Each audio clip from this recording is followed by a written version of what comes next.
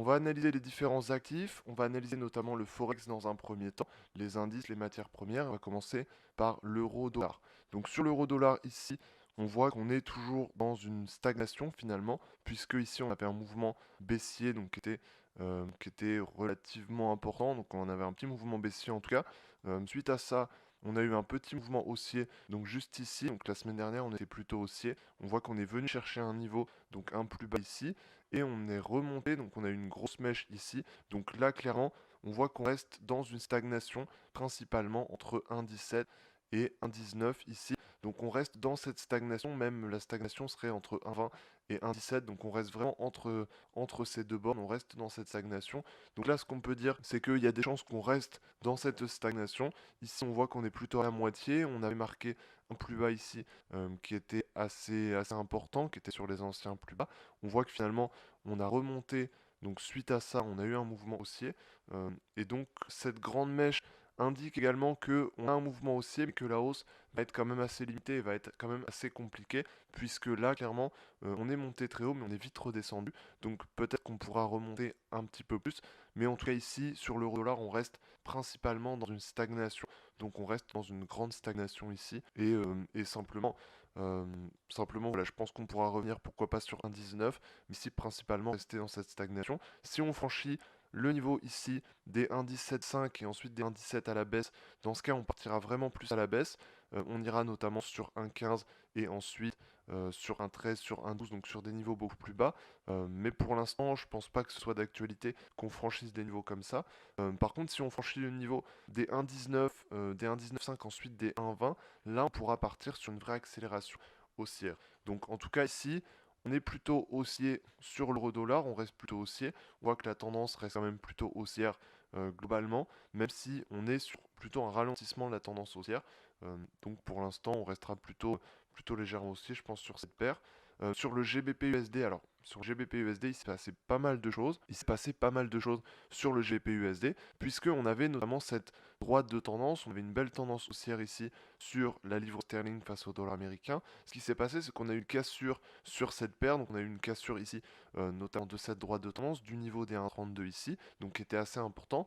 Et on voit qu'on a un objectif qu'on a atteint justement et qui était assez clair finalement, puisque là, clairement, on a cassé ce canal haussier et ensuite, on est venu chercher un objectif qui était au plus bas. Donc là, on a eu une inversion de tendance finalement. Nous, on partait sur la continuation de cette tendance. Finalement, on a eu une cassure. Il faut réagir justement suite à ça. Et donc, suite à cette cassure, on est parti plus à la baisse ici. On arrive ensuite sur le niveau des 1,28 sur lequel on est actuellement. Là, on pourrait simplement, voilà, là, on pourrait dire déjà qu'on a eu un gros mouvement baissier. On a corrigé la moitié donc, de ce mouvement à peu près ici. Donc suite à ça, on pourrait continuer dans ce mouvement baissier. Maintenant, le truc, c'est que si on continue dans ce mouvement baissier, on aura aussi une correction de ce mouvement baissier, puisque là, on ira par exemple sur le niveau des 1,27. Donc c'est fort probable qu'on aille sur le niveau des 1,27, qu'on aille sur le niveau des 1,26. Mais ensuite, on pourra remonter, puisque faut pas oublier que la tendance, quand même, ici, long terme et moyen terme, depuis mars, est plutôt haussière. Donc pour l'instant, on ne remet pas forcément en cause cette tendance long terme, mais ce qu'on voit, c'est qu'on a une cassure ici, et on pourrait atteindre un niveau plus bas, donc notamment, voilà, ici, ça pourrait être un plus bas, on pourrait venir, à mon avis, chercher un petit peu plus bas, notamment sur 1,27, pour ensuite rebondir. Là, c'est vraiment à suivre. Si on franchit à nouveau des supports, dans ce cas, on visera des niveaux qui vont être un peu plus à la baisse. Et si on voit qu'on a un début de rebond, dans ce cas, on pourra repartir sur un mouvement haussier. Donc là, c'est vraiment à suivre sur ce qui va se passer. En tout cas, on a un niveau de support ici qui est assez important. Il me semble qu'on a un niveau de support sur 1,28 ici et sur 1,27. Donc c'est des niveaux sur lesquels on pourrait tout à fait rebondir, venir sur ces niveaux puis rebondir. Donc voilà sur le GBP USD. Sur l'USD Yen ensuite, bon sur l'USD Yen il s'est pas passé tant de choses que ça. On a toujours une stagnation. On a toujours d'ailleurs un triangle qui est assez bien dessiné en fait. Ici on a toujours une stagnation ici, voilà quelque chose comme ça. On a un triangle ici. Donc on est toujours dans cette stagnation qui est pas, voilà, qui est pas très très intéressante pour l'instant à trader. Ce sera intéressant au moment où on va sortir justement de cette figure, puisque là on a une grande stagnation.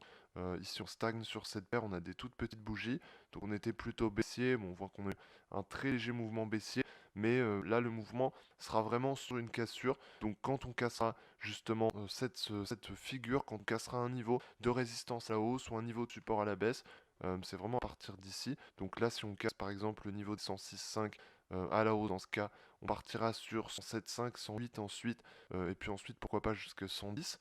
Et puis si on casse à la baisse, dans ce cas, on ira sur 104,5 et ensuite des niveaux plus bas, notamment pourquoi pas sur 101 ici, le niveau le plus bas qu'on avait atteint en mars.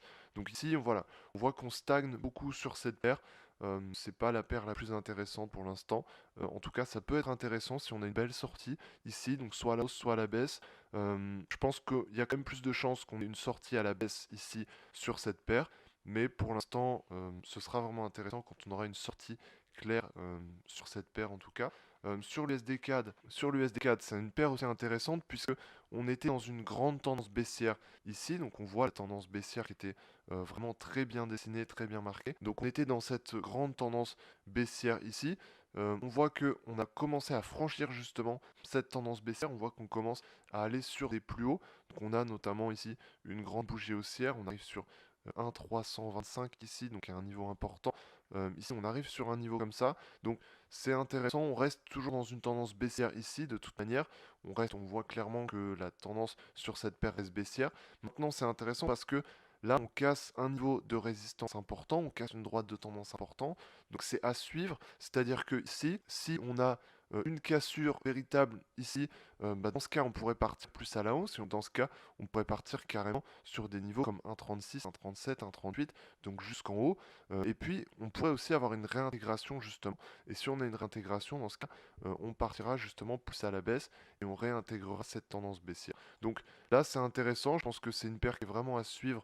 En tout cas, moi, je vais la suivre pas mal, puisque, à mon avis, on a une cassure ici qui peut être bien.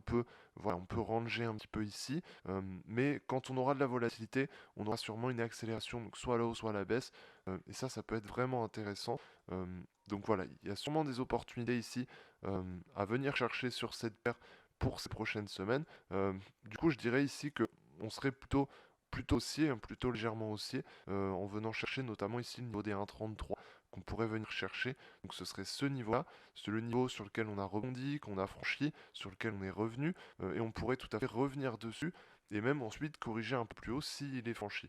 Donc ici, je dirais que sur cette paire, on resterait plutôt légèrement haussier pour cette semaine et sûrement pour les prochaines semaines, puisque on a une cassure qui reste encore un peu plus à valider, mais ça peut être intéressant. Voilà donc sur l'USD CAD. Et ici sur AUD-USD, du coup, on était dans une tendance toujours haussière ici. On voit qu'on est plutôt sur le bas de la tendance haussière. Donc on est plutôt certes sur le bas de la tendance haussière, mais on reste quand même plutôt au-dessus du niveau des 0,72, qui est un niveau de résistance qu'on a franchi, donc un niveau de support important. On pourrait rebondir dessus pour partir un peu plus à la hausse. On est plutôt dans une tendance haussière ici, donc sur AUD-USD, je pense que on n'a pas encore de vraie cassure de niveau de support ou de choses comme ça. D'ailleurs, ça pourrait arriver potentiellement et ça pourrait être lié à une cassure qu'on aurait sur d'autres paires également. En tout cas, sur la DX ici, on est plutôt toujours dans cette tendance haussière. Donc, à mon avis, on peut rester plutôt orienté à la hausse ici sur cette paire. L'objectif, ce sera notamment 0,74 ici, le plus haut ici qu'on a marqué récemment. Donc, on pourrait tout à fait revenir dessus. Donc, voilà pour AUD et puis pour NZD. Ici, on est finalement logiquement un peu dans le même cas de figure. On a notamment un mouvement baissier ici, on a un mouvement baissier, on revient sur un niveau de résistance ici. Donc on revient sur ce niveau et suite à ça, on pourrait partir un petit peu plus à la hausse. Notamment, on voit qu'on a une tendance haussière qui est intéressante puisque ici, on a à chaque fois des plus bas qui sont de plus en plus hauts. Donc ça, c'est intéressant. On voit qu'on a une tendance haussière qui continue à monter petit à petit. Donc ça, c'est vraiment intéressant. Et ici, on pourrait tout à fait rester dans cette tendance, même si on vient chercher des niveaux plus bas ici, on pourrait venir chercher des niveaux plus bas pour ensuite rebondir. Donc ça, c'est intéressant. En tout cas, ici, l'objectif, ce serait ça, 0,68 ensuite, à terme, plutôt orienté légèrement haussier ici sur cette paire. Voilà, de toute manière, on est plutôt baissier dans la généralité sur le dollar, donc ce qui fait qu'on va être plutôt haussier sur la plupart des paires qui vont être opposées au dollar. Donc en tout cas, voilà, sur NZD notamment, je resterai plutôt légèrement haussier sur cette semaine.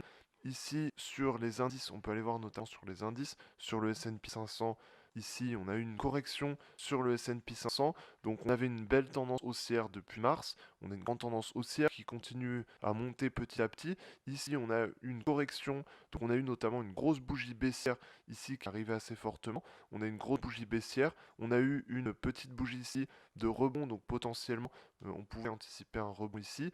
C'est pas forcément ce qu'on a eu puisque on a continué à baisser très légèrement. Alors on est arrivé en dessous des 3400 ici, mais on reste toujours au-dessus des 3280 ici et surtout le niveau des 3250. Voilà, donc ce niveau-là, ça reste le niveau principal à surveiller. Ici, tant qu'on reste au-dessus de ce niveau-là, on pourrait rester plutôt haussier, je pense. Ici, notamment, on voit que c'est un niveau sur lequel on commence à rebondir. Donc, on a une correction sur l'indice américain S&P 500. C'est pas forcément une grosse correction pour le moment, c'est pas un crash, notamment ici ce qu'on a eu en février-mars. On voit que la baisse est vraiment beaucoup plus rapide, on avait beaucoup moins de ralentissement dans la baisse. Là, pour l'instant, on n'est pas dans le même cas de figure, on a simplement une petite correction, notamment comme on a pu avoir ici, comme on a pu avoir ici, comme on a pu en avoir d'autres dans le passé, mais c'est pas forcément des corrections qui vont mener à des crashs ensuite. Donc ici, on est certes plutôt sur une correction, plutôt baissier, mais on n'est pas forcément dans une situation de crash. Donc on resterait plutôt orienté à la hausse, je pense, à partir d'ici, sachant que tant qu'on reste au-dessus des niveaux de support les plus importants, on va rester plutôt orienté à la hausse. Maintenant, si on commence à franchir le niveau des 3250 et qu'on commence à partir plus à la baisse, dans ce cas, les objectifs ils sont beaucoup plus baissiers, et dans ce cas, on partirait sur un marché plutôt baissier, avec des objectifs notamment à 2950, et puis ensuite ouais, carrément à 2950 et puis ensuite carrément plus bas, notamment à 2700 ici. Donc pour l'instant, on reste au-dessus de 3250, même de 3300, donc on reste plutôt haussier. Maintenant, on est dans une période de correction, donc on pourrait stagner un petit peu ici. Si on vient à franchir ces niveaux de support, dans ce cas, on a des objectifs plutôt baissiers, mais il y a des chances qu'on rebondisse dessus et qu'on parte plus à la hausse, qu'on aille sur 3400 et ensuite sur 3600 carrément, qu'on revienne dessus sur le niveau le plus haut ici. Voilà, donc sur le S&P 500, ce qu'il ne faut pas oublier, c'est qu'on reste toujours dans une tendance haussière. Donc pour l'instant, tant que cette tendance n'est pas renversée, on va rester toujours plutôt haussier. Sur le Dow Jones ici, on est finalement voilà, dans le même cas de figure. Alors on n'est pas aussi haut sur le Dow Jones que sur le S&P 500, mais on est toujours plutôt orienté à hausse. On a toujours cette tendance haussière qui est assez marquée. On est dans une période de correction également à partir d'ici, et on est sur un niveau de support puisque notamment on avait marqué un sommet ici et on revient dessus, on est revenu dessus rebondir, là on revient dessus, on rebondit, donc c'est un niveau qui est vraiment bien marqué et à partir d'ici, voilà, il y a des chances qu'on rebondisse plus qu'on ne franchisse ce niveau. Maintenant, si on franchit ce niveau, on a des objectifs qui vont être plutôt baissiers. Ici, ça va être notamment 26 000 et puis ensuite un peu plus bas. Donc là, pour l'instant, on reste plutôt haussier, je pense, sur les indices. On est certes dans une période de correction, mais à mon avis, on peut rester plutôt haussier sur les indices américains, notamment sur le Nasdaq. On peut aller voir aussi ce qui se passe. Dans le Nasdaq, qui est quand même plutôt. Alors, on a une correction qui est quand même plus importante que sur notamment le S&P 500, mais on reste toujours dans une tendance qui est quand même plutôt haussière. Euh, et ça, c'est pas à oublier à mon avis, puisque si la tendance reste plutôt haussière, c'est que à long terme et à moyen terme, on va plutôt partir à la hausse. Donc à court terme, on peut avoir une correction, on peut même venir chercher un petit peu plus bas ici, notamment par exemple sur le niveau des 120 sur le Nasdaq, mais ensuite on pourra revenir encore plus haut, puisque la tendance ici, elle est clairement haussière, et donc si on a une tendance haussière, vaut mieux être dans le sens de la tendance. Et justement, le fait qu'on ait une correction, ça peut être aussi le bon moment pour trouver des points bas qui vont être des points d'achat qui vont être importants. Donc ici notamment on pourrait trouver des points d'achat ici à 125, à 120, même encore plus bas si on a une correction. Donc voilà, je pense qu'on restera plutôt aussi ici sur les indices, même si sur le Nasdaq on est quand même plus baissier. Alors c'était un indice sur lequel on est beaucoup plus haussier tous les derniers mois, toutes les dernières semaines. C'est le premier indice à avoir franchi des niveaux historiques, notamment ces derniers mois. Donc ça, c'est intéressant. C'est pour ça qu'on avait une tendance haussière qui était plus forte. Ici, c'est pour ça également qu'on a une correction qui est plus forte. Mais voilà, même si on a une correction qui est plus forte, à mon avis, la tendance derrière restera plutôt haussière. Donc je resterai plutôt haussier globalement. On peut aller voir sur les indices européens. C'est pas tout à fait la même chose. On est moins haussier sur les indices européens, mais on reste toujours quand même plutôt haussier. Alors on est surtout ici dans une stagnation, mais on voit que même cette stagnation, on a finalement plutôt une orientation à la hausse, puisqu'on a quand même plutôt des creux à la hausse, de plus en plus haut, donc des creux à la hausse simplement. Donc ici, on reste plutôt, à mon avis, orienté à la hausse, même sur le CAC 40. Ici, même si on manque de volatilité, on manque de mouvement, à mon avis, on reste quand même plutôt orienté à la hausse, même ici sur le CAC 40 notamment, et sur le DAX 30, on est dans le même cas de figure, puisqu'on a une correction ici, mais on est surtout dans une stagnation, avec toujours une orientation plutôt à la hausse. Donc je pense qu'on peut rester plutôt haussier ici sur cet indice. Voilà, à mon avis, on peut aller voir également sur les matières premières, notamment l'or ici. Donc l'or, on avait une tendance qui était très très haussière tous ces derniers mois, toutes ces dernières semaines. Alors, bon, ces dernières semaines, pas forcément, mais surtout ces derniers mois, on avait une tendance haussière qui était très très forte. Et suite à ça, on avait franchi le niveau historique qui était à 1921. Donc on avait franchi ce niveau historique. Et sur ce niveau historique, ici, on est venu justement rebondir dessus, marquer un pullback. Et là, on voit qu'on commence à stagner sur ce niveau. Ça fait plusieurs semaines qu'on stagne sur ce niveau. Donc on est toujours au-dessus du niveau historique, ce qui fait qu'on reste plutôt dans une tendance haussière. On est toujours dans cette tendance long terme haussière. Mais à court terme, on a surtout une stagnation. Et puis on a un cours qui commence à se recentrer petit à petit. Donc on a simplement un cours qui se resserre. Donc on a vraiment une stagnation qui est importante ici. Alors à mon avis, on reste plutôt orienté à la hausse sur l'or. Simplement, on a le niveau des 1921 sur lequel on pourrait rebondir ici. Donc là, voilà, à court terme, on pourrait marquer un mouvement, rebondir sur les 1921 pour ensuite repartir à la hausse et pourquoi pas casser des niveaux de résistance pour atteindre à nouveau le niveau des 2000 ici, donc des 2060, on avait déjà atteint ici. Donc je pense qu'on a toujours du potentiel aussi sur l'or. Simplement, on marque une pause puisqu'on a eu un mouvement qui était vraiment très fort, qui était vraiment très rapide sur l'or. Donc à mon avis, on marque vraiment une pause en ce moment sur l'or pour ensuite revenir à la hausse pour ces prochaines semaines, pour ces prochains mois ici. Donc je pense qu'on reste plutôt orienté à la hausse ici, voilà, sur l'or. On peut aller voir également ce qui se passe sur d'autres actifs, notamment sur le pétrole ici. Sur le pétrole ici, on avait un mouvement qui était plutôt baissier, donc on avait un mouvement ici haussier petit à petit. Donc petit à petit, on commençait à reprendre, le cours de l'or commençait à se reprendre, on avait très très peu de volatilité. Et finalement, à partir de là, on a eu un franchissement d'un niveau important, le niveau ici des 42. Donc on a franchi ce niveau, on est arrivé ici sur 36. Donc là, sur l'or, sur le pétrole, pardon, sur le pétrole, on est, voilà, ici on a des niveaux qui sont vraiment importants sur, à partir du niveau des 50. Donc à partir du niveau des 50, on va être plutôt haussier, c'est surtout ces niveaux-là qu'on va viser. Ici, par contre, on a un cours qui commence à monter petit à petit. On a vraiment peu de volatilité. Alors ici, on a un regain de volatilité qui est plutôt intéressant, qui est plutôt bien. Donc on commence à stagner ici. Je pense que c'est vraiment un cours qui est à suivre, puisqu'on pourrait tout à fait ici franchir des niveaux de support, notamment le niveau des 35. Si on vient à franchir ce niveau, dans ce cas, on pourrait arriver beaucoup plus bas et pourquoi pas retourner sur des niveaux qui vont être très bas, notamment ici le niveau des 28 ou des niveaux comme ça. Si on reste au-dessus de ces niveaux-là, à mon avis, c'est plutôt ce qui peut se passer. On pourrait revenir à terme et revenir chercher le niveau des 40, des 45 et des 50. Je pense que sur le long terme, c'est surtout ce qui arrivera. Maintenant, à court terme, ici, pour l'instant, on peut avoir voilà, une stagnation sur ces niveaux. On pourrait revenir notamment sur 40 ici, qui est un niveau important. Voilà, je pense que sur le pétrole, ici, c'est pas un actif qui est hyper hyper intéressant en ce moment. On n'a pas une direction qui est claire, on n'a pas beaucoup de volatilité. Donc je pense pas qu'il y ait tant de choses à dire que ça sur le pétrole. Notamment sur le Bitcoin ici, on peut aller voir sur le Bitcoin, c'est passé pas mal de choses ces dernières semaines, puisque sur le Bitcoin, on avait eu pas mal de choses. Notamment, on avait eu ici une tendance haussière, donc qui était intéressante. On avait franchi le niveau des 10 500, donc on avait franchi le niveau des 10 500. Ici, on avait eu un mouvement haussier. À partir de là, on partait plus sur un mouvement haussier. Donc, on était sur les 12 000 sur ce niveau. On était parti même sur un scénario ensuite à casser les 12 000 pour arriver encore plus haut, notamment sur 13 200 ici.